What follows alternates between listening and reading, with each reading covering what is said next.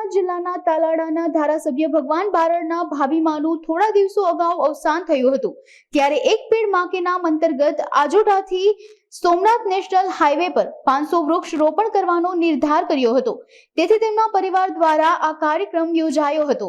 Appeal to the Prime Minister Shri Narendra Modi, one tree for one mother.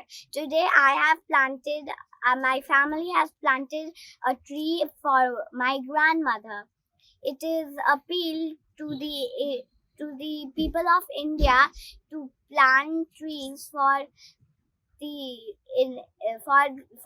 Mother Nature. થોડા દિવસ પહેલાં અમારા મોટા ભાઈના મિસિસ અને અમારી મા સમાન ભાભી દેવલોક પામ્યા છે।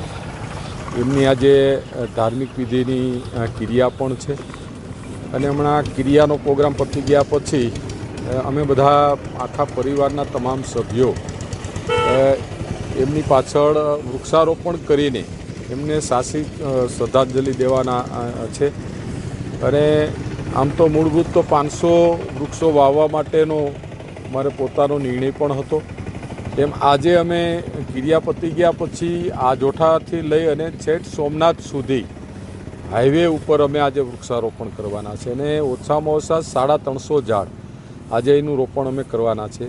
બાકીના ઝાડ છે એ પણ અમે પછીના સમયની અંદર તાલાળા વિસ્તારની અંદર કે સમગ્ર વિસ્તારમાં જ્યાં જગ્યા પડે ત્યાં 500 ઝાડનું રોપણ કરવા માટેનું મારો ટાર્ગેટ છે। અને આવતીકાલે ગાંધીનગર પણ જવાનો છું। વિધાનસભાનું સત્ર ચાલે છે એટલે ફોરેસ્ટ ડિપાર્ટમેન્ટના અધિકારીઓને મળવાનો છું અને તાલાળા વિસ્તારની અંદર જે 52ના જંગલો ટાઈપની આખી ફાજલ જમીનો પડી છે એની અંદર પણ હજારોની સંખ્યામાં ઝાડ ઉછેરી મોટા કરીને આપવાનો અમારા પરિવારે નો વિચાર પણ છે। એ સરકાર સમક્ષ રજૂ કરશું અને ડિપાર્ટમેન્ટ જો અમને જમીન વૃક્ષ વાવવા માટે ત્યાં ફાળવવામાં આપશે તો અમે એનું પણ જંગલ ડેવલપ કરીને આવનારા સમયમાં અને પર્યાવરણની જાળવણી માટે અને આવનારી પેઢી માટે આપણે કંઈક સારી વસ્તુ એમને વાતાવરણમાં આપતા જઈએ એના પ્રયત્ન અમે એના ભાગ તરીકે આજે અમે વૃક્ષારોપણ પણની શરૂઆત અમે આજોઠાથી સોમનાથ સુધી કરવાના છે।